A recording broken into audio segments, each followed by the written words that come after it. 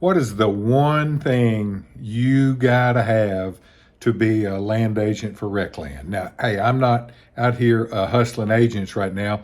I'm just using that as sort of the intro to this video, what I look for in new land agents. And it's probably not going to be what you think. I'm going to give you two or three things that are not important or are not required, and then I'll give you the one thing that is.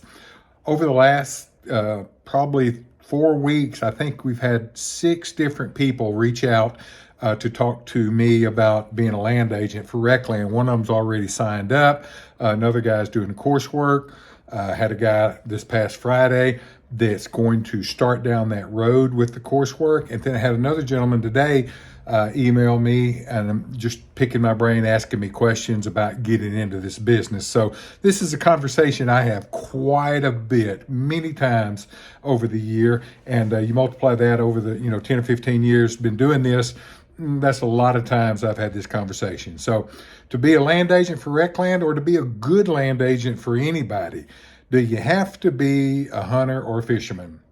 No, you do not have to be at all. Now, hey, it helps, sure. You have understanding of different types of tracks and habitat, and you can talk the language of people that are looking for recreational properties. It's easier to engage and kind of, get past the general small talk if you've got some experience and some detailed understanding and knowledge about various types of hunting, whether it be duck hunting, deer hunting, which are the two big items here in the South.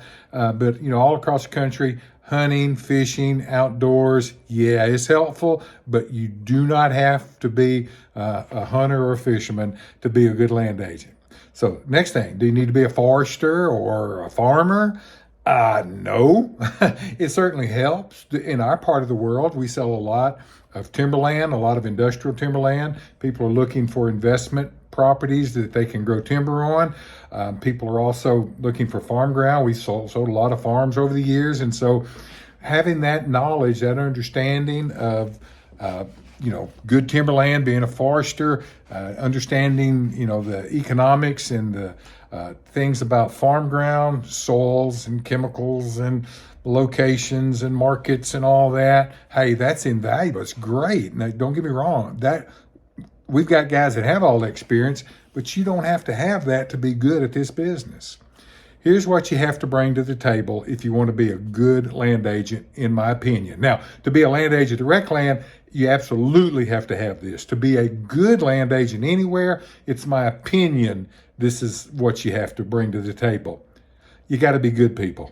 That's how I say it. Now, you may say it a different way, or that may mean something different to you than what it means to me, but when I say you got to be good people, and I've said that phrase hundreds and hundreds of times, it means you got to be the kind of guy or woman that can wake yourself up in the morning and go about your business and do the things that need to be done. You got to know how to take care of your business.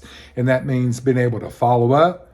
That means being able to communicate clearly and simply, not being, so nuanced that people don't quite know what you mean, or being so used car salesman-y that nobody believes what you say.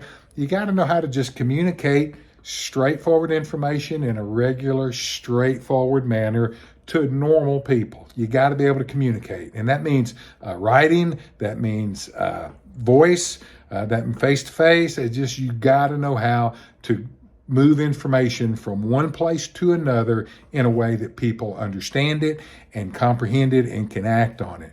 You also got to be falling forward. What I mean by that is, hey, we're all going to make mistakes. We are. Everybody does. Everybody fouls up, trips. And as long as you're falling forward, meaning you're trying to go the right direction, trying to do the right thing, mistakes, hey, they can be overcome.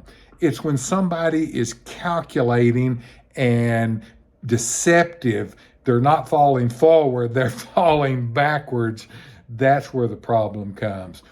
Mistakes are just going to happen. That's why we have errors and omissions insurance. Very seldom have to use it, but it's there for those times.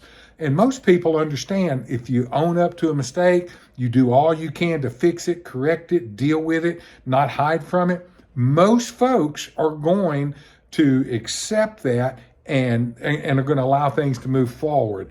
If you're truly trying to do the right thing and mess up, that can be overcome. It's when fraud, deceit, deception, all that comes into play. That's when people lose their patience and pick up the phone and start calling their attorney. So you got to be good people. And the way I communicate this particular thought to any new agent that's coming on board or somebody that's just interested, when I get to this part, hey, you got to be good people, I say, I can't teach that. You got to bring that with you. You got to be able to sit across my desk right there and communicate to me and show me, hey, you're good people. And I have to get that sense that you are.